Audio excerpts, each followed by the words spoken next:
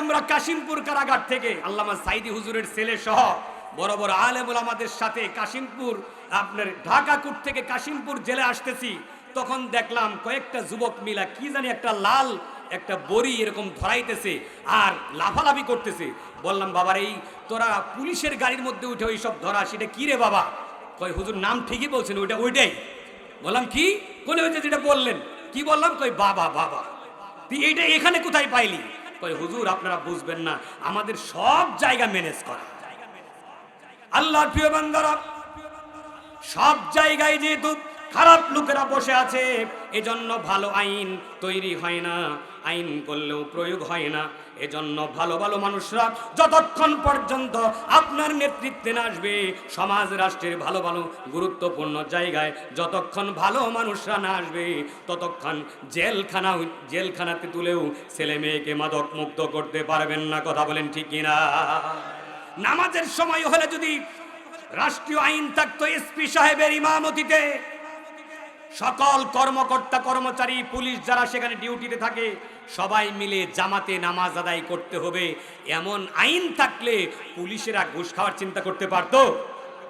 প্রিয় হাজিরিন, এমন আইন যদি সব জায়গায় থাকতো, আদালতেও যদি এই আইন থাকতো যে জেলা আদালতের প্রধান যিনি, সুপ্রিম কোর্টের প্রধান যিনি, নামাজের সময় হলে তার ইমামতিতে সবাই নামাজ পড়বে, সুদ ঘুষ জেনা ব্যভিচার অত্যাচার নির্যাতন জুলুম মিথ্যা মামলা সব কিছু দুর্বৃত হয়ে গোটা বাংলাদেশ এক টুকরা জান্নাতে পরিণত হতো। কথা বলেন ঠিক কিনা?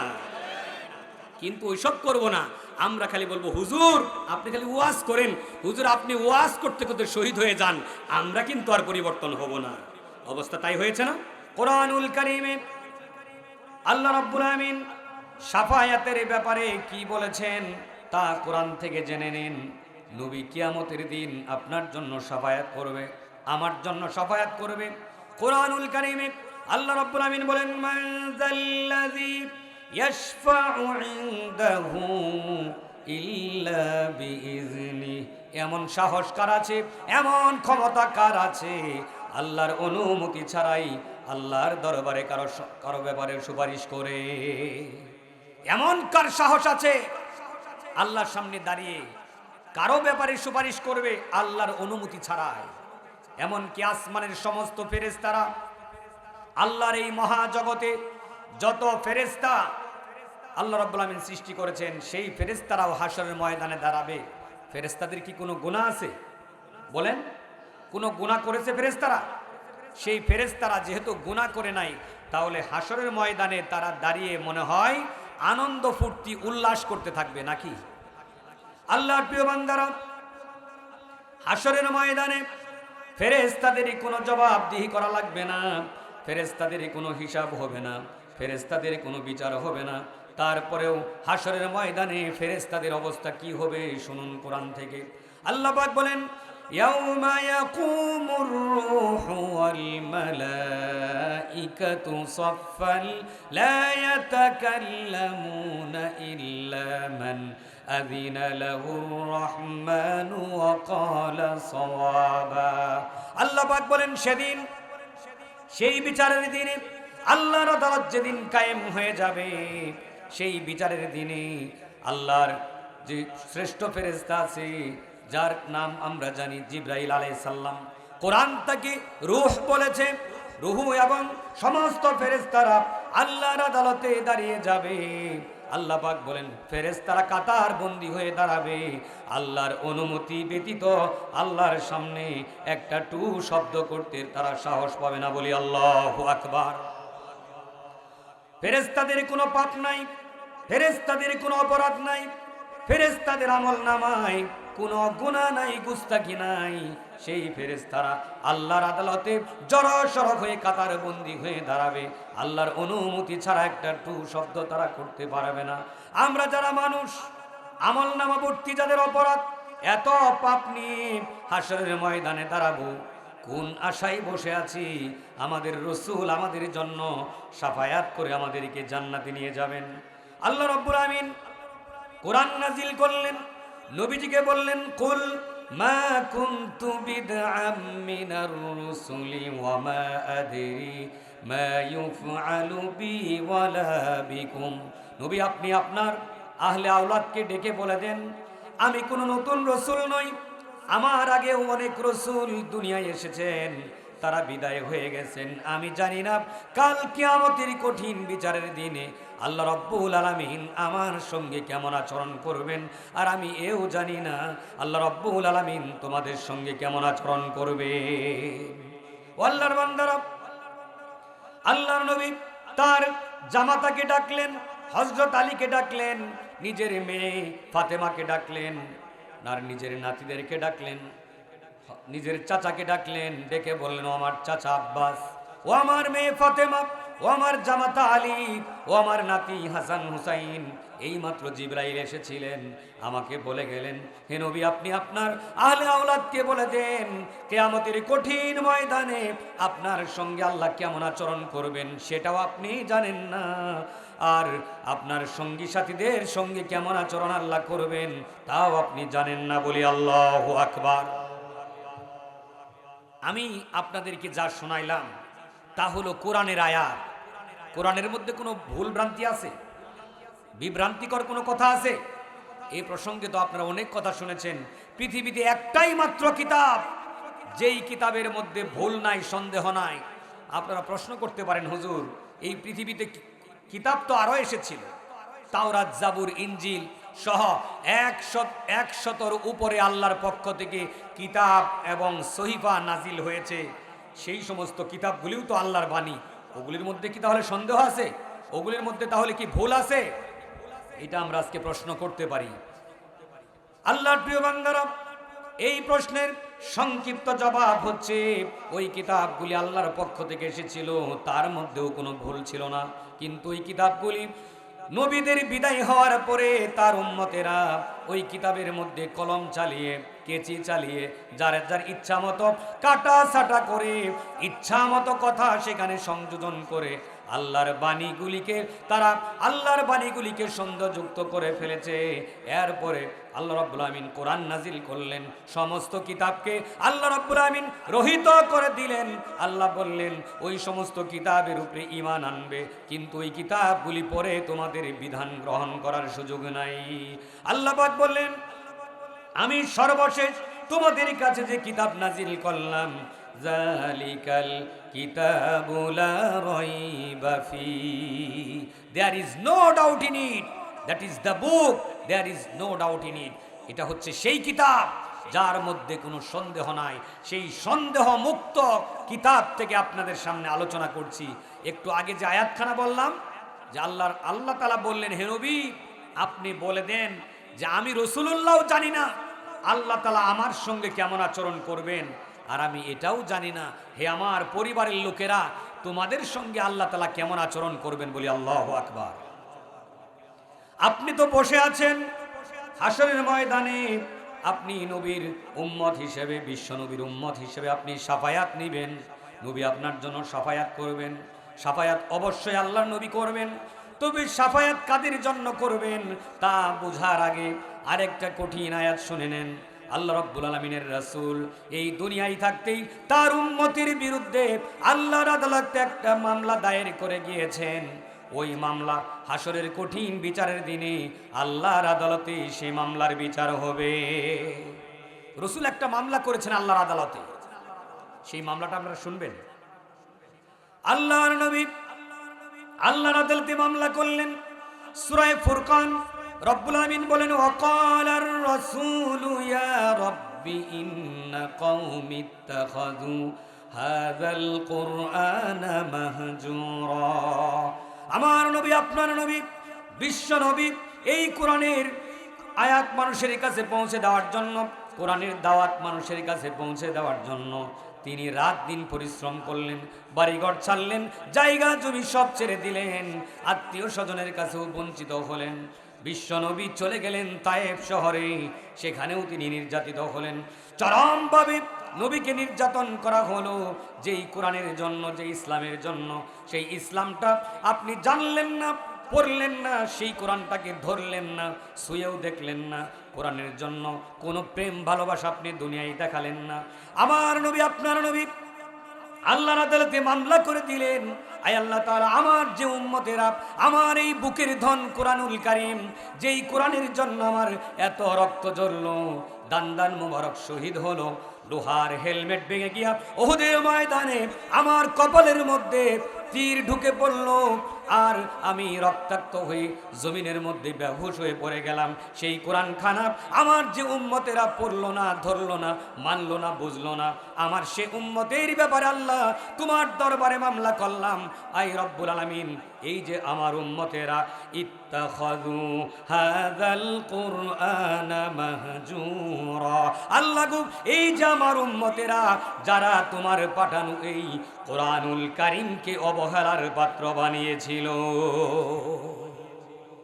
আল্লাহর বান্দারা শাফায়াত করবেন রাসূল অবশ্যই, কিন্তু মামলা কিয়ামতের দিন আল্লাহ তাআলা আগে বের করবেন। হে রাসূল, আপনি তো আমার আদালতে একটা মামলা করেছিলেন, আমার আদালতে আপনি মামলা করেছিলেন আপনার উম্মতেরা যারা কোরআন মানে নাই তাদের বিরুদ্ধে। এরপরে মামলার বিচার কার্য শুরু হয়ে যাবে।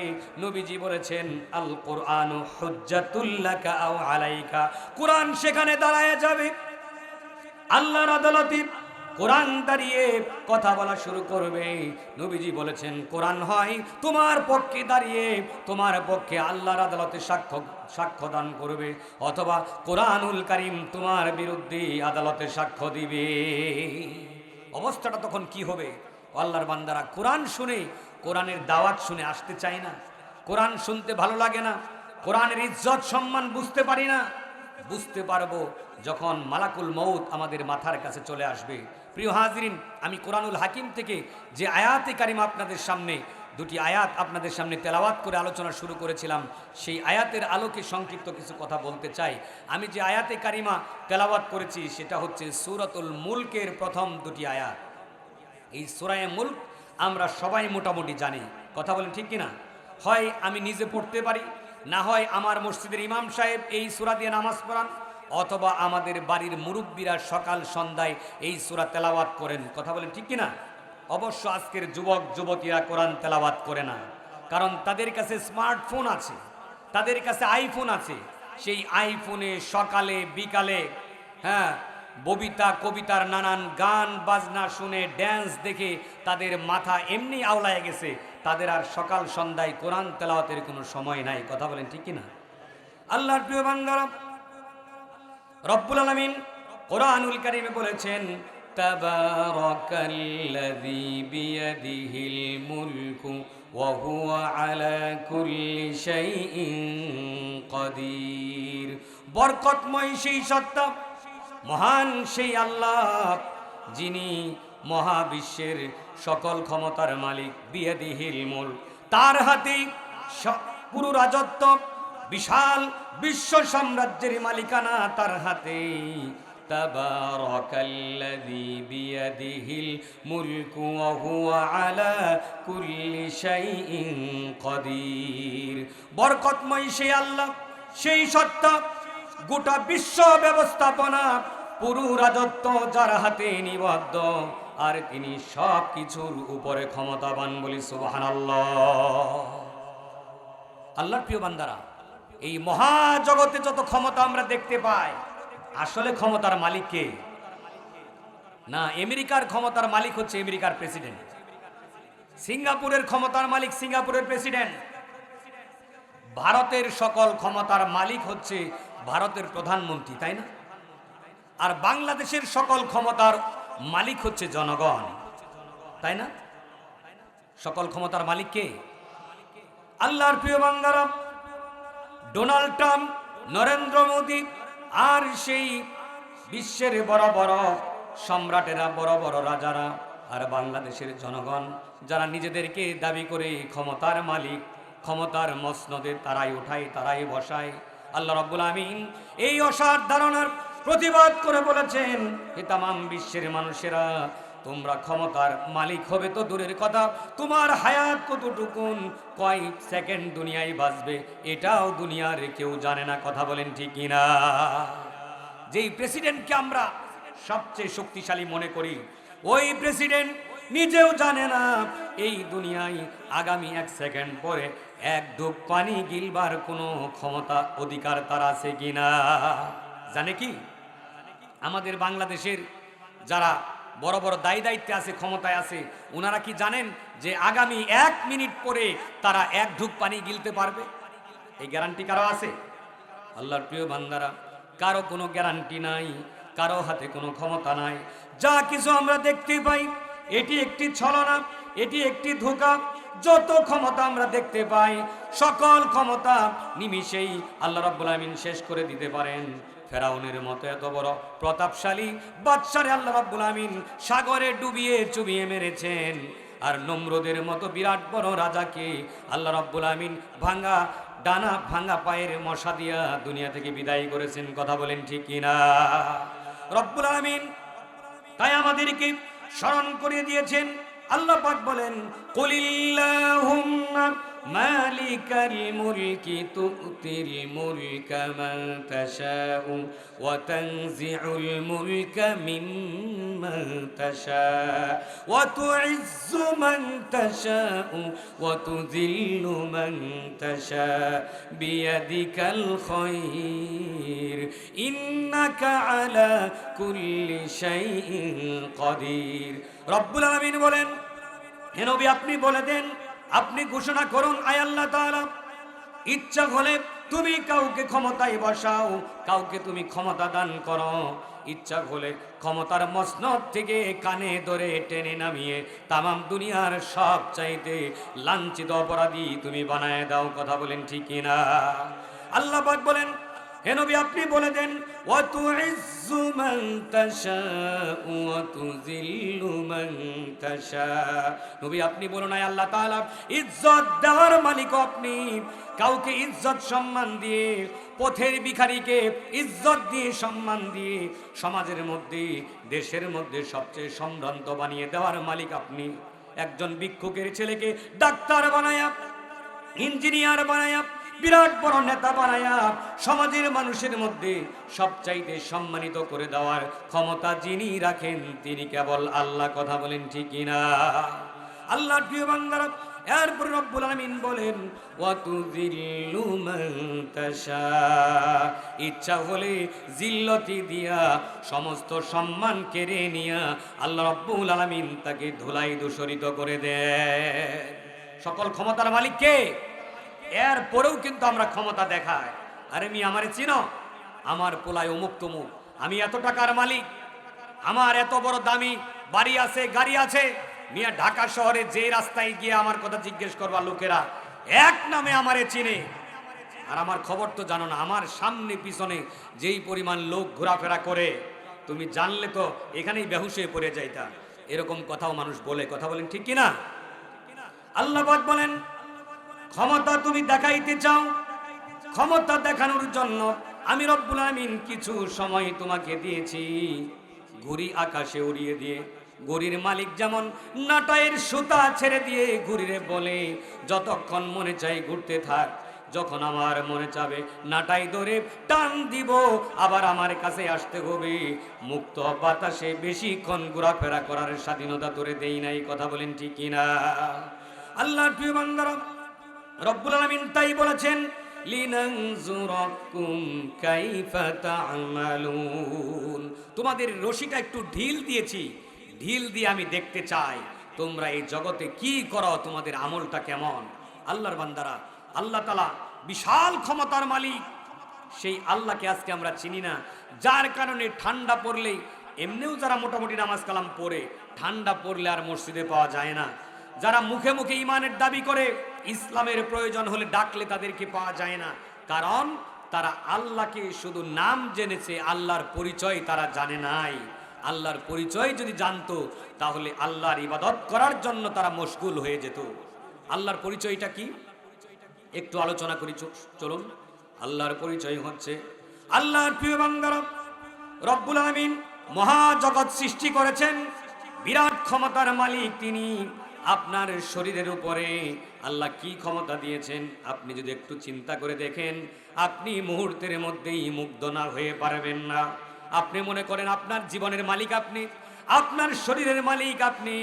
আপনি যার ইচ্ছা তারে থাপ্পড় দিতে পারেন, যার দিকে ইচ্ছা আপনি চোখ রাঙায় কথা বলতে পারেন, যেখানে ইচ্ছা সেখানে ঘুরতে পারেন। টাকা পয়সার মালিক হয়েছেন, যেই দেশে ইচ্ছা সেই দেশে আপনি ট্যুরে যেতে পারেন। কিন্তু মালিক দয়ালু আল্লাহ যদি চান এক মুহূর্তের মধ্যেই আপনাকে জায়গার মধ্যে বসায় দিয়া প্যারালাইজড করে আল্লাহ আপনাকে মৃত্যু পর্যন্ত মাটিতে শোয়ায় রাখতে পারবেন। কথা বলেন ঠিক কিনা? কি ক্ষমতার মালিক তিনি! আপনি মনে করেন সিদ্ধান্ত নিলেন যে আমি যেহেতু অনেক দাপটওয়ালা, অনেক শিক্ষা দীক্ষা আমার, আগামী এক সপ্তাহ আমি ঘুমাবো না। এই স্বাধীনতা আপনার আছে? আছে স্বাধীনতা? তারপরেও কত স্বাধীনতা আমরা দেখাই। আচ্ছা, ঘুম না হয় আরামের জিনিস, পায়খানা প্রস্রাব করা এটা তো একটা বিরক্তিকর কাজ, তাই না? একজন নিয়ত করে ফেলেন আমি আগামী এক সপ্তাহের মধ্যে খাবো বেশি করে, কিন্তু টয়লেটে যাব না। এরকম নিয়ত করলে কেউ কি এটা পূরণ করতে পারবে? টয়লেটে আপনার যাওয়া লাগবে না। টয়লেটের ব্যাগ যখন চরমভাবে হবে তখন ঘুমের মধ্যে উঠা কোনখানে গিয়ে যে আপনি কাম সেরে আসবেন নিজেই টের পাবেন না। কথা বলেন ঠিক কিনা? আল্লাহর প্রিয় বান্দারা, পুরো জগৎ আনুগত্য করে আল্লাহর। আল্লাহ পাক বলেন সাব্বাহা লিল্লাহি মা ফিস সামাওয়াতি ওয়া মা ফিল আরদ। আসমান জমিনে যারা আছে সবাই আল্লাহর আনুগত্য করে, সবাই আল্লাহর নামে তাসবিহ পাঠ করে। এরপর আল্লাহ পাক বলেন ওয়ালাহু আসলামা মান ফিস সামাওয়াতি ওয়াল আরদি তাওআন ওয়া কারহা। আসমান জমিনে যারা আছে ইচ্ছাই হোক আর অনিচ্ছাই হোক সর্বক্ষণিক আল্লাহ রাব্বুল আলামিনের আনুগত্য করে। বলি সুবহানাল্লাহ। সবাই হুকুম মানে কার? সূর্য হুকুম মানে কার? চন্দ্র হুকুম মানে কার? সূর্য ইচ্ছা করে যখন ইচ্ছা তখন উদিত হতে পারে না, চন্দ্র যখন ইচ্ছা তখন অদৃশ্য হয়ে যেতে পারে না। চাঁদকে নির্ধারিত সময়ে পৃথিবীর আকাশে এনে মানুষকে স্নিগ্ধ আলো ছড়িয়ে দেওয়ার দায়িত্ব আল্লাহ দিয়েছেন। চাঁদ তার ইচ্ছা মতো চলতে পারে না। চাঁদ চলে কার হুকুমে? আল্লাহর হুকুমে। সূর্য চলে কার হুকুমে? ও আল্লাহর বান্দা, চাঁদ সূর্য তো বহু দূরের জিনিস। আপনার বাড়ির পাশে তাকায় দেখুন, আপনার বাড়ির পাশে একই সঙ্গেই আখের খ্যাত, একই সঙ্গেই তারাই বাঁশের ঝাড়। আমাদের এই মধুপুর এলাকায় পাহাড়ি এলাকাগুলি আপনি ঘুরে ঘুরে দেখবেন, একই সঙ্গেই আখের খ্যাত, পাশেই তারাই বাঁশের ঝাড়। ছোট অবস্থায় তারাই বাঁশগুলি দেখতে আখের মতোই দেখা যায়, গ্যান্ডারির মতোই দেখা যায়।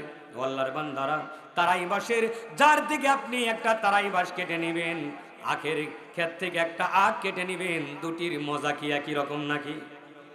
আল্লাহর বান্দারা, আখের ক্ষেত থেকে একটা আখ নিয়ে মুখে লাগাইলে পরে, একটা কুষার নিয়ে মুখে লাগাইলে পরে যেই মিষ্টি রস পাওয়া যায়, যে প্রশান্তি লাভ করা যায়, ওই তারাই বাঁশের ঝাড় থেকে তারাই বাঁশগুলি কেটে কেটে চিবাইতে চিবাইতে আপনার সবগুলি দাঁত যদি ভেঙেও ফেলে দেন, এক ফোঁটা মিষ্টি রস সেখান থেকে আশা করা যায় নাকি? আশা করা যায় কি? তাহলে আখের মধ্যে মিষ্টি রস ভরে দিলেন কে? আর তারাই বাঁশকে কে নিষেধ করে দিলেন তোর মধ্যে রস থাকতে পারবে, কিন্তু খবরদার তোর মধ্যে এক ফোঁটা মিষ্টি রস যেন না থাকে। জমিন তো একই মাটির রস কি আখের মধ্যে মিষ্টি রস, তারাই বাঁশের মধ্যে এক ফোঁটা মিষ্টি রস ঢুকলো না। এই কারামত, এই কুদরত দুনিয়ার আর কারো হাতে নাই। এই কুদরতের মালিক যিনি, তিনি আমাদের মালিক। আসমান জমিনের মহান অধিকর্তা রব্বুল আলামিন, তিনি সকল কুদরতের মালিক। বলি সুবহানাল্লাহ।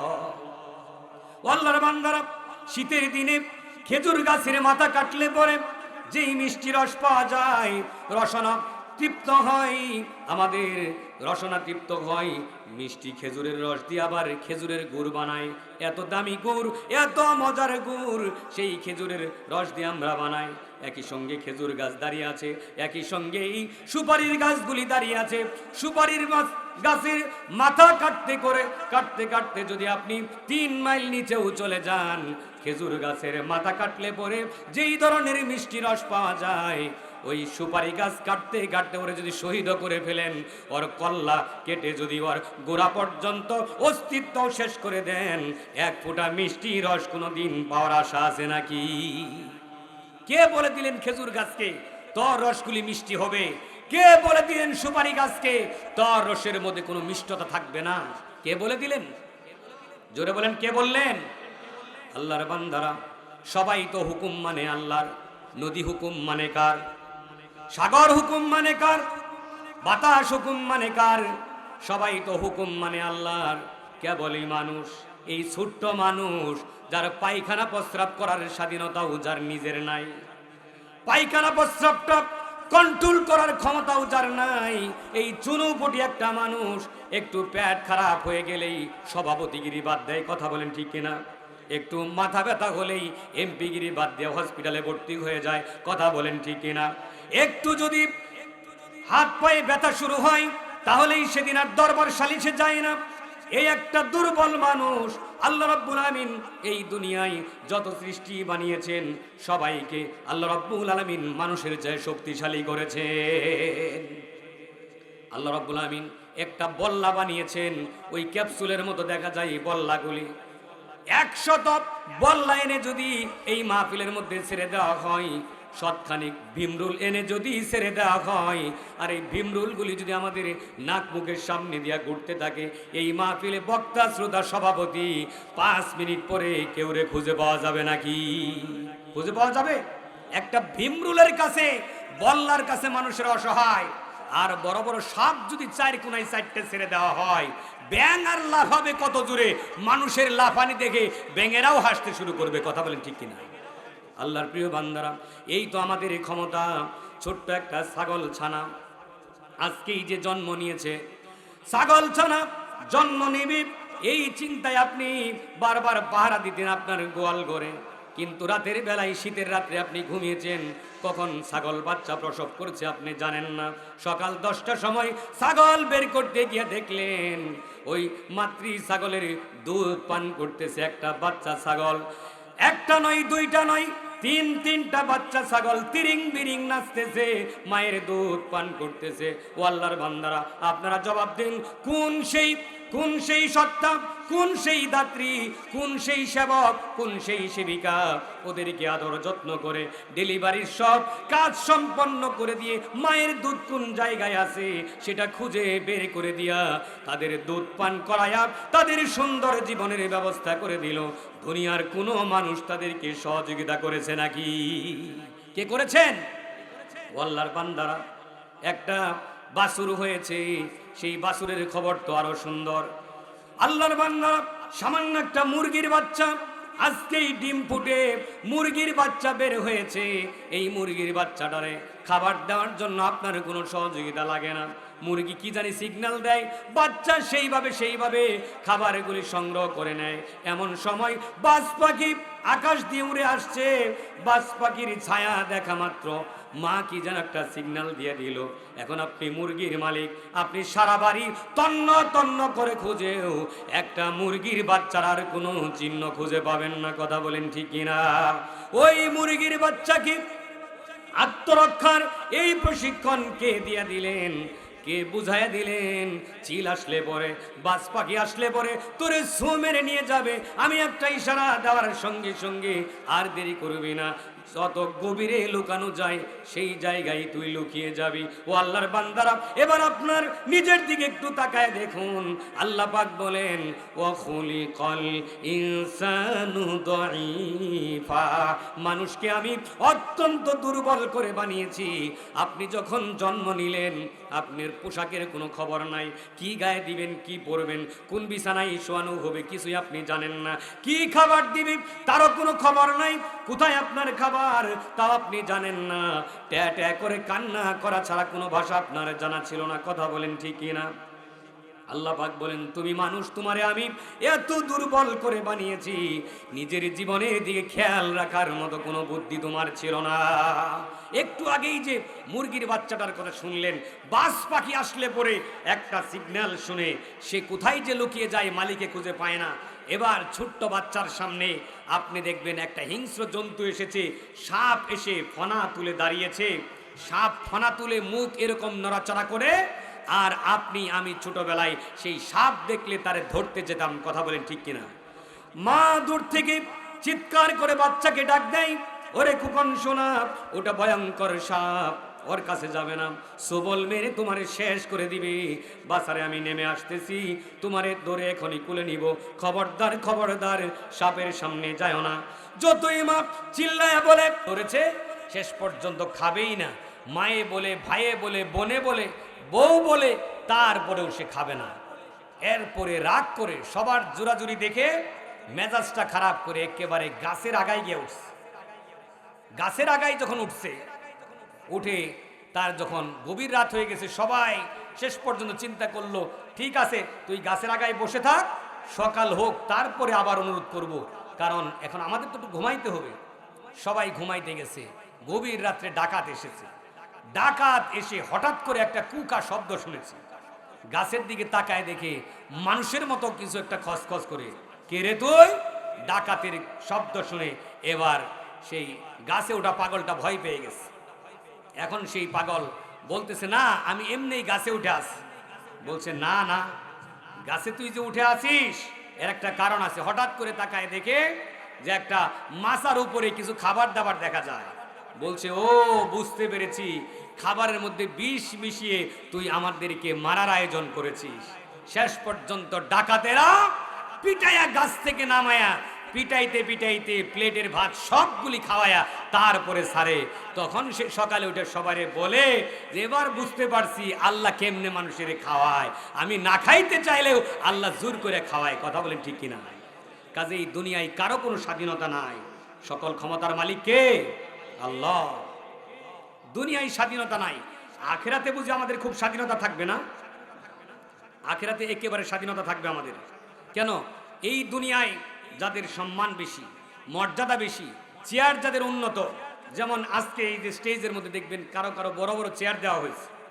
আমরা যারা চেয়ারে বসে চেয়ারম্যান হয়েছে, আজকে হাসরের কঠিন বিচারের দিনে আপনারা চেয়ারম্যান হবেন আর আমরা চেয়ারম্যান হব নাকি? হ্যাঁ, কি হবে? আল্লাহর প্রিয় বান্দারা, হাসরের কঠিন ময়দানে এই খড়ের উপরে বসে থেকে হয়তো কোরআনের মহব্বতে, কোরআনের আলোচনা শোনার কারণে কিয়ামতের কঠিন বিচারের দিনে আল্লাহ রাব্বুল আলামিন আপনাকে আরশে আজিমের নিচে ছায়া দিয়ে দিবেন। আর এই চেয়ারে বসে বক্তৃতা করেছি আমরা, যারা সভাপতিগিরি করেছি, অতিথিগিরি করেছি, তাদের চেয়ার কেড়ে নিয়ে আল্লাহ রাব্বুল আলামিন আদালতে আখিরাতে আমাদেরকে আসামি বানায় দিতে পারেন। কথা বলেন ঠিক কিনা? সুতরাং দুনিয়ার চেয়ারম্যান আর চেয়ারম্যানের কোনো পার্থক্য আল্লাহর কাছে কিচ্ছু যায় আসে না। কথা বলেন ঠিক কিনা? আল্লাহর বান্দারা, এই যে দুনিয়ায় বড় বড় প্রতাপশালীরা, যাদের সামনে লোক থাকে পিছনে লোক থাকে, গার্ড দিতে দিতে মানুষ নিয়ে যায়, গালিচা সম্বর্ধনা দিয়ে নিয়ে যায়, এত বড় বড় শাসকেরা আল্লাহর আদালতে যখন দাঁড়াবে, তাদের পাক পেয়াদা লোক লস্কর বুঝি তাদের সঙ্গে দাঁড়ায়া আল্লাহর দরবারে বলবে, আল্লাহ আমাদের সারা এসে গেছে, তাড়াতাড়ি তারে জান্নাতে পাঠায় দাও। বলবে না? আরে আমাদের প্রেসিডেন্ট এসে গেছে, আমাদের বস এসে গেছে, আল্লাহ সাইড দাও, তাড়াতাড়ি জান্নাতে তাড়াতাড়ি পৌঁছায় দাও। বলবে না? কেন বলবে না? এত ক্ষমতা দুনিয়ায়, এত প্রভাব, ক্ষমতার চোটে তারা দিনকে রাত বলতে চায়, রাতকে দিন বলে। আল্লাহর বান্দারা, আপনারা একটু বুঝে শুনে জবাব দিবেন। সত্যিকার অর্থে কিয়ামতের দিন আল্লাহর কাছে কি আমাদের হিসাব দিতেই হবে? দিতেই হবে? বিশ্বাস আছে আপনাদের? হিসাব কি কি কাজের দিতে হবে? সব কাজের। আল্লাহর প্রিয় বান্দারা, রব্বুল আলামিন কিয়ামতের দিন যখন বিচার করবেন, ভয়ানক বিচারের আদালত শুরু হবে। আল্লাহ পাক বলেন, ইকরা কিতাবাকা কাফা বিনাফসিকাল ইয়াউমা আলাইকা হাসিবা। তোমার আমলনামা এসে গেছে, কিছুই আজ গোপন নাই। কোন জায়গায় কি খারাপ পরিকল্পনা করেছ, কাকে আঘাত করেছ।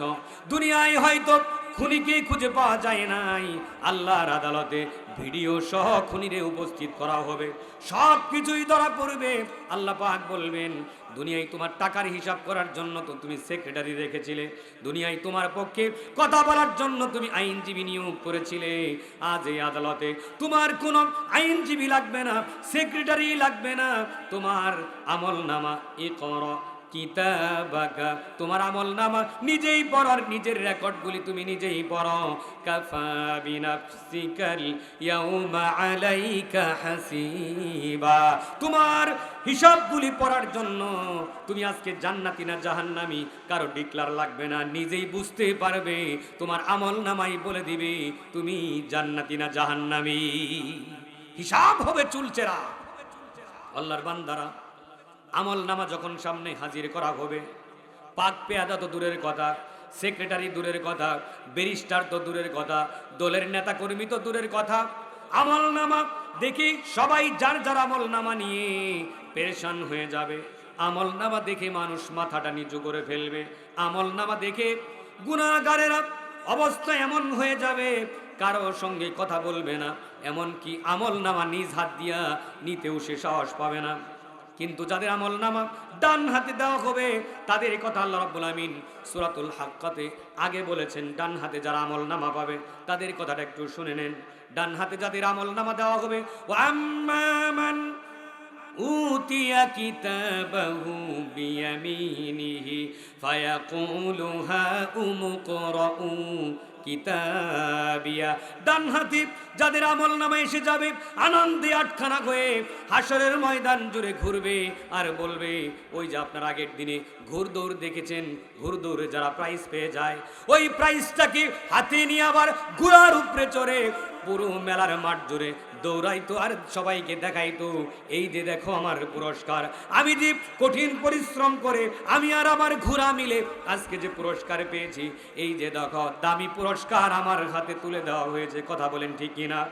এখনো দুনিয়ায় কেউ যদি ভালো কোনো পুরস্কার পায়, ফুটবল খেলার পুরস্কার নিয়ে যাওয়ার সময় আপনার এলাকার ছেলেরা সাতখোলা গাড়িতে করে পুরস্কার দেখাতে দেখাতে স্লোগান দিতে দিতে নিয়ে যায়। কথা বলেন ঠিক কিনা? আসরের ময়দানে পুরস্কার যখন পেয়ে যাবেন, আমল নামা যখন ডান হাতে আসবে, আমল নামাটা উঁচু করে ধরে হাসরবাসীরা বলবে, ও আমার বন্ধুরা, ও আমার আপনজনেরা, তোমাদেরকে না বলেছিলাম আসো না বন্ধু একসঙ্গে নামাজ পড়ি। দুনিয়ার জীবন তো খুবই সামান্য, এই কয়েকটা দিন মাত্র, কখন জানি মালাকুল মউত এসে যাবে জানা নাই। আর মেয়েদের পিছনে পিছনে ঘুরে জীবনটা নষ্ট করো না, চোখের পর্দা নষ্ট করো না, কলপটা নষ্ট করো না, আর পাপাচার করো না। কত না বলেছিলাম দুস্তরে, তুমি আমারে ফাঁকি দিয়া মসজিদের সামনে রেখে তুমি স্কুলের সামনে দাঁড়াইছো, কলেজের সামনে দাঁড়াইছো, মানুষের মেয়েদেরকে দেখে নিজের চোখকে তুমি প্রবৃত্ত করার চেষ্টা করেছ, নিজে প্রবৃত্তিকে আনন্দ দেওয়ার জন্য এত কিছু তুমি করেছো। বন্ধুরে, আমি তো তোমার সঙ্গে সঙ্গে যাই নাই, আমি তো সঠিক সময়ে নামাজ পড়েছি। তোমার 10 তলা বিল্ডিং দেখি তোমার চেয়ে ভালো ছাত্র ছিলাম, তারপরেও আমি ঘুষের চাকরি করি নাই, অথবা চাকরি করেছি ঘুষ খাই নাই, যার কারণে তোমার শুধু প্রমোশন হয়েছে, তুমি অট্টালিকার মালিক হয়েছ, নিজের জেলা শহরে বাড়ি করেছ, বিভাগীয় শহরে বাড়ি করেছ, রাজধানীতে বাড়ি করেছ, আর আমার শুধু সুন্দরবন থেকে বান্দরবান, নোয়াখালী থেকে পটুয়াখালী বিভিন্ন জায়গায় বদলি করেছে। আমার ছেলেমেয়েরা শান্তিতে লেখাপড়াও করতে পারে নাই। এত কিছু আমি আজকের এই কঠিন আদালতের জন্য আমি মেনে নিয়েছিলাম। ইন্নী যানানতু আন্নী মুলাকিন হিসাবিয়া, আমি জানতাম এই হিসাবের সম্মুখীন আমার হওয়াই লাগবে, এজন্য নামাজ কাজা করি নাই, এজন্য চোখের পর্দা নষ্ট করি নাই, এজন্য আমি হারাম খাই নাই, হারামের দ্বারে কাছেও যাই নাই। বন্ধুরে দেখো আমার আল্লাহ আমারে কত বেশি পুরস্কার দিয়েছে, বলি সুবহানাল্লাহ। এরপরে ডান হাতে আমল নামা পাওয়া বান্দাটাকে জান্নাতের মধ্যে নেওয়া হবে, বলা হবে কুলু ওয়াশরাবু হানিআম বিমা আসলাফতুম ফিল আইয়ামিল খালিয়া।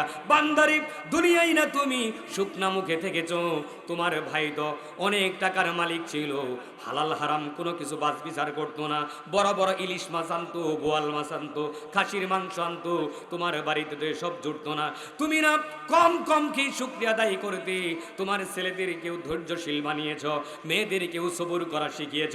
ও বান্দারে, অতীত জীবনে এত পরিশ্রম করেছ, দুঃখ বেদনার ভিতর দিয়ে তুমি চলেছ, আজকে জান্নাতের মধ্যে আনন্দ চিত্তে খাওয়ার পান করো। আজকে বান্দারে কোনো নিয়ামত আর ফুরিয়ে যাবে না। এরপরে আসলো আমাদের পালা। আমরা যারা দুনিয়ায় সঠিকভাবে নামাজ আদায় করি নাই, দুনিয়ায় যারা সঠিক পথে চলি নাই, চোখের হেফাজত যারা করি নাই, লজ্জাস্থানের হেফাজত যারা করি নাই, যারা মানুষের সম্পদ লুণ্ঠন করেছি, আদালতে মিথ্যা সাক্ষ্য দিয়েছি, মানুষের বিরুদ্ধে মিথ্যা মামলা করেছি, মানুষকে বিপদগ্রস্ত করেছি, নিজের চেহারা দেখায়া আমরা যারা পর পুরুষকে আকৃষ্ট করে পুরুষদের চরিত্র নষ্ট করার জন্য বিভিন্ন ট্যাব তৈরি করেছি, ফাঁদ পেতেছি, তারা কিয়ামতের দিন আল্লাহর আদালতে দাঁড়াবে। এরপর রব্বুল আমিন বলেন, ওয়াম্মা মান উতিয়া কিতাবাহু বিশিমালিহি ফায়াকুলু ইয়া লাইতানি লাম উতা কিতাবিয়া। সেদিন, সেই কঠিন বিচারের দিনে মানুষেরা, গুনাহগারেরা বাম হাতে আমলনামা নিতে চাইবে না, হাতটা পিছনের দিকে নিয়ে জোরাজুরি করবে, আমলনামা নিতে চাইবে না। এরপরে ফেরেশতারা জোর করে তার হাতের সঙ্গে আমলনামা বেঁধে দিবে, মাথাটা নিচু করে ফেলবে, দুশ্চিন্তায় অস্থির হয়ে বলবে, ইয়া লাইতানি লাম উতা কিতাবিয়া। আয় আফসোস, আমার যদি আজকে আমলনামাটা না দেওয়া হতো, এই আমলনামার কি দরকার ছিল? ওয়ালাম আদরি মা হিসাবিয়া। আজ যদি আমার হিসাব না নেওয়া হতো, ইয়া লাইতাহা কানাতিল কাদিয়া। আমার সব কিছুই তো আজকে ব্যর্থ হয়েছে। হালাকা আন্নি সুলতানিয়া, আমার রাজত্বও তো সব বৃথা গেল।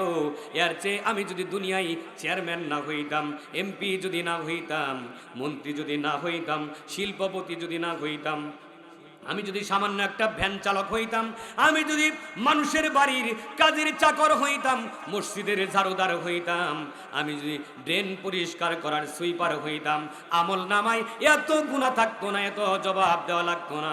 আল্লাহ গো, আজকে আমার পরিণতি কি হবে? দয়া করে কি আমারে বাঁচায় দেওয়া যায় না? যখন বান্দা বাঁচার জন্য বিভিন্ন পেরেশানি বোধ করবে, আল্লাহ পাক বলেন, খুযুহু ফাগুল্লুহু সুম্মাল জাহিমা সাল্লু। তখন আল্লাহ বলবেন, জাহান্নামের মধ্যে ঢুকো, ওই আযাবের মধ্যে চিরস্থায়ী আযাবের মধ্যে তোমরা ঢুকে যাও। আল্লাহর প্রিয় বান্দারা, সেই হাসরের কঠিন ময়দানে রাজা প্রজা, আমির ফকির, পীর দরবেশ, ইমাম মুসল্লি, মুয়াজ্জিন, নেতা কর্মী, দুনিয়ার কাউকেই আল্লাহ ছাড়বেন না, সবাইকে আদালতের কাঠগড়ায় দাঁড় করাবেন। কথা বলেন ঠিক কিনা? আমরা যারা একটু চালাক চতুর মানুষ, জ্ঞান বুদ্ধি একটু যাদের বেশি, ওয়াজ মাহফিল যাদের কোনোদিন শোনা লাগে না, যারা বলে আরে ভাই শুনতে শুনতে তো কান জ্বালাপালা, এত বেশি মাহফিল শুরু হয়েছে যে আজ এখন ঠিক মতো ঘুমাইতেও পারি না। হ্যাঁ, গভীর রাতে মাহফিল করা এটা আসলে উচিত না, আমরাও এটার বিপক্ষে। কিন্তু দিনের বেলায় মাহফিল দিলে আপনি তো তখন নানান কিছুর বাহানা দিবেন। কেউ বলবেন আমার অফিস আছে, কেউ বলবেন আমার ক্ষেত খামার আছে, কেউ বলবেন আমার রাজনীতি আছে, আমার বিভিন্ন দায়িত্ব আছে, দিনের বেলায় মাহফিল শুনতে পারবো না। কথা বলেন ঠিক কিনা? আপনি লক্ষ্য করে দেখবেন, যেই মানুষগুলি রাতের বেলায় মাহফিল করে 12টার সময় মাইক বাজার কারণে যারা বিভিন্ন রকমের প্রতিবাদ করে, তাদেরকে দেখবেন রাতের বেলায় গান বাজনা করে এলাকার বাচ্চাদেরকে ঘুমাইতে দেয় না, বৃদ্ধদেরকে ঘুমাইতে দেয় না, রুগীদেরকে ঘুমাইতে দেয় না, আতশবাজি পটকাবাজি করে গোটা দেশে কিয়ামতের বিভীষিকা শুরু করে দেয়। এটার বিরুদ্ধে তারা টু শব্দও করে না। কথা বলেন ঠিক কিনা? তাদের আসল যন্ত্রণা আওয়াজ নয়, আসল যন্ত্রণা কোরআনের ওয়াজ। কথা বলেন ঠিক কিনা? ওনারা আসলে কোরআনের মাহফিলই পছন্দ করে না। কোরআনের মাহফিল হওয়ার কারণে কিন্তু একটু ঝামেলা হয়েছে। আগের দিনে যেরকম এই বিভিন্ন জায়গা থেকে এই ববিতাদেরকে ভাড়া করে এনে বিরাট বড় স্টেজ সাজিয়ে সেখানে যে এই নাচ গান করা যেত কোমর দুলিয়ে, আর সেগুলি দেখে দেখে ঘরের রানীর কথা ভুলে গিয়ে বাইরের রানীদের দিকে আকৃষ্ট হইতো, ওই সমস্ত আয়োজন করতে না পারার কারণেই কিছু কিছু সমাজপতিদের এখন কোরআনের মাহফিল দিলে একটু গা জ্বালাপালা করে। কথা বলেন ঠিক কিনা? আসলে কিন্তু ওরা রাত্রে ঘুমায় না। আপনি দেখবেন যে সমস্ত লোক কোরআনের মাহফিলের বিরোধিতা করছে, খোঁজ নিয়ে দেখুন ম্যাক্সিমাম লোক রাতের 2টা 2:30 পর্যন্ত চায়ের স্টলে বসে কি যেন দেখে। কথা বলেন ঠিক কিনা? হ্যাঁ, ওরাই কিন্তু কোরআনের মাহফিলের বিরোধিতা করে। ওরাই বলে এত মাহফিল দিয়ে লাভ কি? তার মানে উনি কোরআনের মুফাসসির হয়ে গেছে। মানে মমতা জাফার মতো। হ্যাঁ, মমতা জাফা বলছিল না সংসদে দাঁড়ায়া যে একেবারে হাদিস কোরআনকে আমরা পড়ি নাই নাকি? হ্যাঁ, কোরআন হাদিস পড়ে আইসা বক্তৃতা দিতেছি, একেবারে বুখারী, তিরমিজি, নাসাই, আবু দাউদ, একবারে সিয়াসিত্তা সব পড়ে আসছে। এত বড় হাদিসের মুহাদ্দিসকে আপনারা যে একটু সম্মান করলেন না, আমার বড় আফসোস লাগে। হ্যাঁ, হাই রে, হাদিসের মুহাদ্দিস হয়ে গেছিল সে। হাদিসের মুহাদ্দিস পেট বাইর করে লক্ষ লক্ষ যুবককে জাহান্নামের দিকে আকৃষ্ট করে ওই মুখ দিয়ে ইসলামের কথা বলে তারা ইসলামের সম্মান নষ্ট করেছে। কথা বলেন ঠিক কিনা? ওরা ষড়যন্ত্র করেছিল ইসলামের বিরুদ্ধে, ইসলামের সম্মান নষ্ট করার জন্য। যেই মুখ দিয়া কমর দুলাইয়া হাজারো লক্ষ মানুষকে তুমি গান শোনাও, ওই মুখ দিয়া তুমি আলেমদেরকে উপদেশ দিবা, বাইতুল মুকাররমের খতিবকে উপদেশ দিবা, শাইখুল হাদিসদেরকে উপদেশ দিবা, তোমার স্পর্ধা কত? বাড়াবাড়ি বেশি হয়ে গিয়েছিল বলেই মনে হয় এই অবস্থা হয়েছে। কথা বলেন ঠিক কিনা? যা হোক, সেগুলি বয়ান তো আপনারা অনেক শুনেছেন, আমি আজকে সেদিকে যেতে চাই না। আমি যেতে চাচ্ছি আগামী দিনে আমাদের অবস্থা কি হবে সে বিষয়ে একটু কোরআন থেকে বলতে চাই। কিয়ামতের কঠিন আদালতে আমাদেরকে জবাবদিহি করতেই হবে। কি জবাবদিহি করতে হবে? ওই যে রাসূলুল্লাহ যে মামলাটা করেছেন, মনে আছে আপনাদের? কি মামলা করেছেন? আল্লাহ রাসূল মামলা করেছেন, হে আমার প্রতিপালক, আই রব্বুল আলামিন, আমার এই উম্মতেরা কোরআনুল কারীমকে তারা অবহেলার পাত্র বানিয়েছে। আপনাদেরকে একটু জিজ্ঞেস করতে চাই, আমরা তো সবাই কোরআন মানি, তাই না? নাকি কোরআনের বিরুদ্ধে? আমরা সবাই কোরআনের পক্ষে তো? কতটুকুন পক্ষে আসুন একটু বিশ্লেষণ করে দেখি। বললেন তো সবাই কোরআনের পক্ষে, আসুন একটু বিশ্লেষণ করে দেখি। কোরআনের পক্ষে তো থাকতেই হবে, কিন্তু আছেন কিনা সেটা একটু আমরা একটু যাচাই বাছাই করে একটু পরীক্ষা করি, একটু টেস্ট করা দরকার। আসলে সোনা খাঁটি কিনা তা পরীক্ষা করার জন্য যেমন অ্যাসিড টেস্ট করা হয়, আগুনে জ্বালিয়ে তারপরে খাঁটি সোনা বের করা হয়, অনুরূপভাবে কারা ইমানদার কারা প্রকৃতপক্ষে ইমানদার তা যাচাই করার জন্য আল্লাহ রাব্বুল আলামিনের কাছেও মেশিন আছে। কথা বলেন ঠিক কিনা? সেই মেশিন দিয়া টেস্ট কিন্তু হাসরের ময়দানে না, দুনিয়াতেই আল্লাহ করবেন। একটু পরে আপনাদেরকে বলতেছি। তার আগে আপনাদেরকে বলি, আল্লাহ তাআলা এই কোরআনখানা দিয়েছেন, এই কোরআন দিয়ে আমরা তাবিজ লিখব। মা বাবা মারা গেলে হুজুরদেরকে দাওয়াত দিয়ে খতম পড়াবো। এই কোরআনখানা দিয়া আমরা শুধু নামাজের মধ্যে তেলাওয়াত করব। আর ছেলেমেয়েরা যদি কথা না শুনে হুজুরদের কাছ থেকে কোরআনের তাবিজ নিয়ে যাব। কোরআন থেকে লবণ পড়া, তেল পড়া, চুন পড়া, পান পড়া, চাল পড়া, ডাল পড়া, এসব নিয়ে ঘর বুঝাই করব। এই জন্য বুঝি আল্লাহ রাব্বুল আমিন কোরআন নাজিল করেছেন। এই জন্য কোরআন নাজিল করেছেন। আচ্ছা বলুন তো, আমরা আমাদের দেশে এই কোরআন মাজিদকে জীবিত মানুষের জন্য বেশি কাজে লাগাই না মরা মানুষের জন্য? দেখবেন গুরুস্থানে কোরআন পড়তেছে বসে বসে। আমাদের এই অঞ্চলে একটা গুরুস্থান আছে, ওখানে রাত দিন 24 ঘন্টা কোরআন তেলাওয়াত হয়। হুজুর আপনার ভাড়া করা বলবো না, কিছু হাদিয়া তহবার বিনিময়ে হুজুরদেরকে রাখা হয়েছে। বাই রোটেশন এক এক হুজুর 5 ঘন্টা করে বসে কোরআন তেলাওয়াত করে। রাত দিন কখনো কোরআন তেলাওয়াত বন্ধ হয় না। শোনাইতেছে কাকে? মরা মানুষকে। আচ্ছা বলুন তো, কোরআনুল কারীম কি মরা মানুষকে হেদায়েত করার জন্য নাজিল হয়েছে? আল্লাহর প্রিয় বান্দারা, আল্লাহ রাব্বুল আমিন কুরআনুল কারীম নাজিল করলেন, বললেন ইয়া আইয়ুহান নাসু উবুদু রাব্বাকুমুল্লাযী খালাকাকুম ওয়াল্লাযীনা মিন ক্বাবলিকুম লাআল্লাকুম তাত্তাকুন। ওহে মানব মণ্ডলী, তোমরা তোমাদের রবের ইবাদত করো, যিনি তোমাদেরকে সৃষ্টি করেছেন। শুধু তোমাদেরকে সৃষ্টি করেননি, তোমাদের পূর্বে যারা ছিল তাদেরকেও সৃষ্টি করেছেন। এই মানব মণ্ডলী যারা মারা গেছে তারা, হ্যাঁ, মরা মানুষকে আল্লাহ বলতেছেন। কাকে বলতেছেন? জিন্দা। আমরা একটু উল্টা কাজ বেশি পছন্দ করি, তাই না? যেমন ধরেন, মরা মানুষ কবরে চলে গেছে, তার কি আর কোনো খাবার দাবার দরকার আছে? ওর কি মোমবাতি দরকার আছে? মশারিও কি দরকার আছে? কিন্তু বাংলাদেশের ম্যাক্সিমাম মাজারগুলিতে গিয়ে দেখবেন জিন্দা মানুষেরা কমলাপুর রেল স্টেশনে পড়ে থাকে, আপনার জামালপুর রেল স্টেশনেও পড়ে থাকে। জিন্দা মানুষগুলি, বাবা মা ছাড়া এতিম সন্তানগুলি, শীতের রাত্রে একটা কম্বল ওদের জুটে না, কিন্তু পীর বাবার মাজারের উপরে মখমলের চাদর, হাজার হাজার টাকা দামের চাদর জড়ায় রেখেছে। কথা বলেন ঠিক কিনা? এরপরে জারবাতি, মোমবাতি, আগরবাতি, কত কিছু জ্বালায়া, তারপরে আবার কলকি বাতিও জ্বালায়া আশপাশ দিয়ে টানতেছে। কথা বলেন ঠিক কিনা? কত রকমের বাতি সেখানে আছে। এতক্ষণ নাই ভালোই ছিল। একজনকে আমি জিজ্ঞেস করলাম যে আচ্ছা, তোমাদের হুজুর কেবলার যে মাজার শরীফে মশারি টানাইছো, হুজুরের কি মশায় ধরে? আমার দিকে সে চোখ বড় বড় করে তাকাচ্ছে। হ্যাঁ, অলির সঙ্গে বিয়াদবি। আমি বললাম যে ভাইরা, আমি তো জানতে চাইছি তোমাদের হুজুরকে কি মশায় ধরে নাকি? এবার মুখটা কালো করে ফেলছে। মশায় যদি না ধরে তাহলে মাছিয়ে ধরে মনে হয়, ডাসে ধরে মনে হয়, বড় বড় কীট পতঙ্গ মনে হয় তোমার হুজুরকে কামড়ায়। যদি তাই না হয়, কত আদমের সন্তান মশারি টানায় ঘুমানোর সুযোগ নাই, একটা মশারি কিনতে পারে না। কত এতিম বাচ্চা, নাওয়ারিশ বাচ্চা কাচ্চা রাস্তাঘাটের পাশে ঘুমায় থাকে। তাদের জন্য মশারির ব্যবস্থা না করে, বিছানার ব্যবস্থা না করে, কম্বলের ব্যবস্থা না করে, মরা মানুষের জন্য সব আয়োজন করে। আসলে তুমি আল্লাহর বিধানকেই লঙ্ঘন করেছো। কথা বলেন ঠিক কিনা? হ্যাঁ, টাকা পয়সা ওটা তো দেয়, সেগুলো আর কি বলবো, আসল জায়গায় দেয় না মানুষ টাকা পয়সা।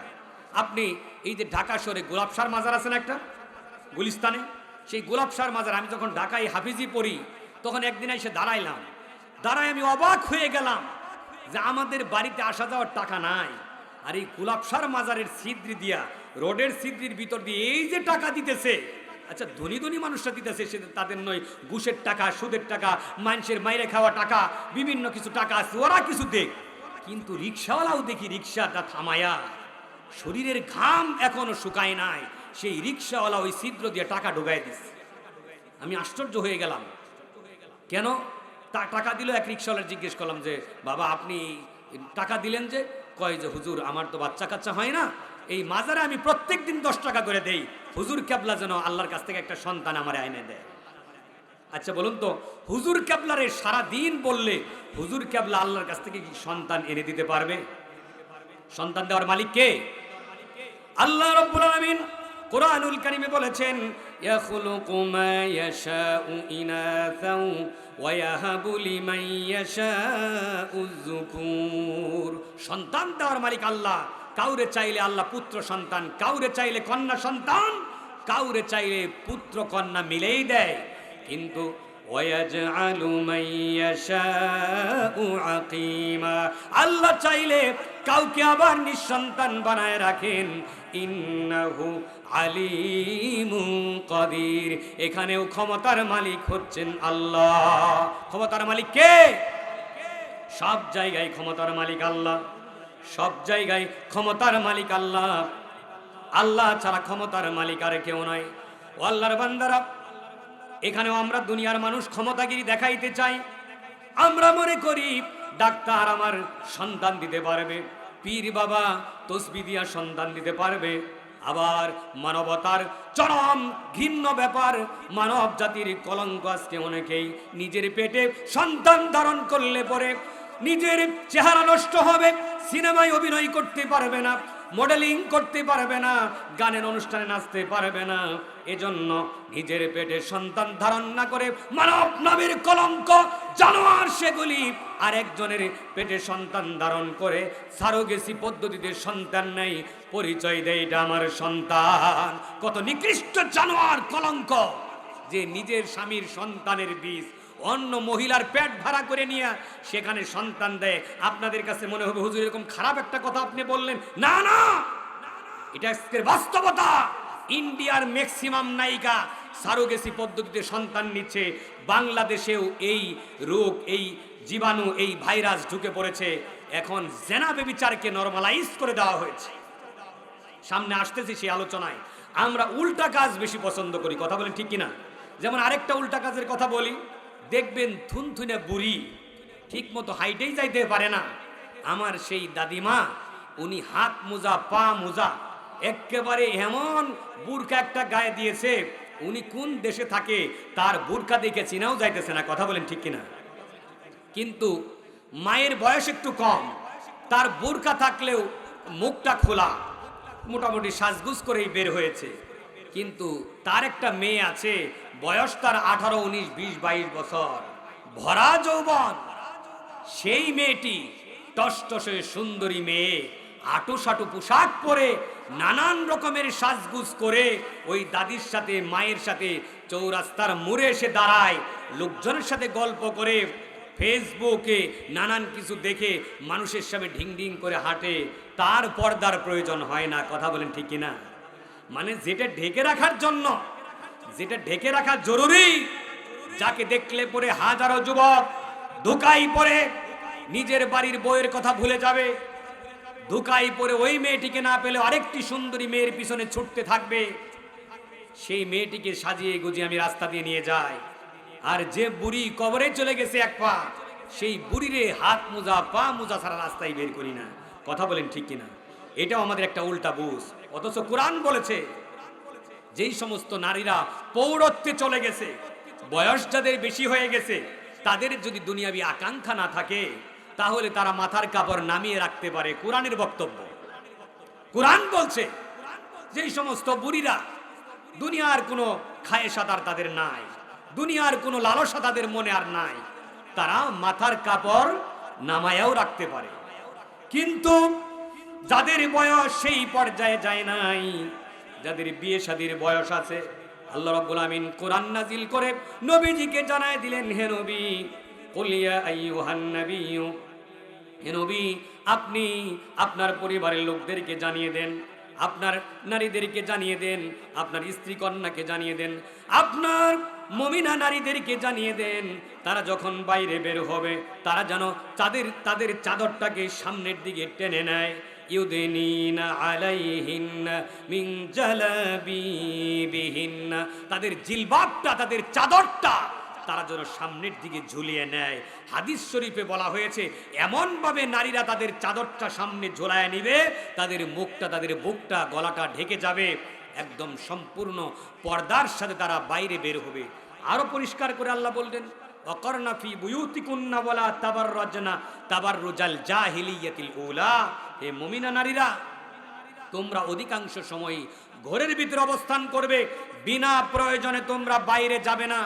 যদি যেতে হয়, ওয়ালা তাবাররাজনা তাবাররুজাল জাহিলিয়াতিল উলা, জাহিলি যুগের নারীদের মতো নানান রকমের প্রসাধনী ব্যবহার করে, সাজসজ্জা করে, চুমকি লাগানো পোশাক পরে, পরের দৃষ্টি আকর্ষণ করার মতো সেজে গুজে বাইরে বের হবে না। হুকুমটা কার? কোরআনে আল্লাহ কথা বলে নাই? হে মুসলমানেরা, তোমাদের মেয়েদেরকে যেন সারা দুনিয়ার পুরুষেরা দেখে মনোরঞ্জন করতে পারে। এমনিই তো মুসলমানদের মেয়েদেরকে নাচের কথা বললে তারা নাচবে না। ফুটবল খেলা, টেনিস বল আর নানান খেলাধুলার নাম করে আস্তে আস্তে প্রাইমারি স্কুল থেকে যদি ফুসলায়া মেয়েদেরকে নামায়া ভরা যৌবনে যখন চলে আসবে, লজ্জা শরম যখন চলে যাবে, তখন হাফ প্যান্ট পরে লক্ষ মানুষের সামনে ফুটবল খেলতে তাদের আর খারাপ লাগবে না। ও মুসলমানেরা, তোমরা তোমাদের মেয়েদেরকে দিয়ে ফুটবল খেলাও, যেহেতু তোমাদের সরকার তোমাদেরকে এই হুকুম দিয়েছে, এই হুকুমটা মানা ফরজ না? এর হুকুম না? কি বলতেছেন আপনারা? একটু আগেই না বললেন আপনারা কোরআন মানেন, আপনারা কোরআনের হুকুম মানেন। ও মুসলমানেরা, আপনারা কি সরকারের এই আইনের পক্ষে? কবে বিপক্ষে গেছেন আমারে বলেন? আপনি কবে বিপক্ষে গিয়েছিলেন? আপনার ঘরের মেয়েটাকে ফুসলিয়ে ফাসলিয়ে হাফ প্যান্ট পরে ফুটবল খেলার মাঠে নামিয়ে দিল বাতিলেরা, নাস্তিকেরা, ইসলামের দুশ্মনেরা। আপনার ভোট নিয়া, আপনার ট্যাক্সের টাকা দিয়া আপনার মেয়েকে চরিত্রহীন করে দিল, অন্যের হাতের পুতুল বানায়া দিয়া গোটা দুনিয়া আপনার ইজ্জত সম্মান বুলুণ্ঠিত করে দিল। কবে আপনি রাজপথে নেমে প্রতিবাদ করে বলেছিলেন আল্লাহর কোরআন এটার অনুমতি দেয় না, আমরা আমাদের মেয়েদেরকে দিয়া ফুটবল খেলায়া আমাদের ঈমান নষ্ট করতে পারবো না? কথা বলেন ঠিক কিনা? ওই প্রতিবাদ তো করেন নাই আপনি। কিসের আপনি ঈমানদার? এই কোরআনের হুকুম মানার জন্যই তো সাহাবায়ে আজমাইনের জীবন দিতে হয়েছে। শুধুমাত্র কোরআন শরীফের খতম পড়ার জন্য সাহাবীদের জীবন দেওয়া লাগে নাই, শুধুমাত্র কোরআন শরীফ দিয়ে ঝাড়ফুঁক দেওয়ার জন্য, কোরআনের আয়াত দিয়ে নামাজ পড়ার জন্য বিশ্বনবীর দান মুবারক শহীদ হয় নাই। এই কোরআনের আইনকে রান্নাঘর থেকে পার্লামেন্ট পর্যন্ত সব জায়গায় কোরআনের আইন বাস্তবায়ন করার ঘোষণা দিয়েছিলেন বলেই মুহাম্মদ রাসূলুল্লাহ সাল্লাল্লাহু আলাইহি সাল্লামের পরিকল্পনা কাফেররা বুঝতে পেরেছিল বলেই মুহাম্মদ রাসূলুল্লাহকে প্রথমে পাগল বলেছে, তারপর জাদুকর বলেছে, তারপর মুহাম্মদ রাসূলুল্লাহকে ধর্মদ্রোহী বলেছে, শেষ পর্যন্ত যখন পারে নাই তাকে রাষ্ট্রদ্রোহী বানিয়ে দেশ থেকে তারা বাধ্য করেছে। কথা বলেন ঠিক কিনা? আর আমার রাসূলের অসংখ্য সাহাবীকে নির্মমভাবে তারা শহীদ করেছে।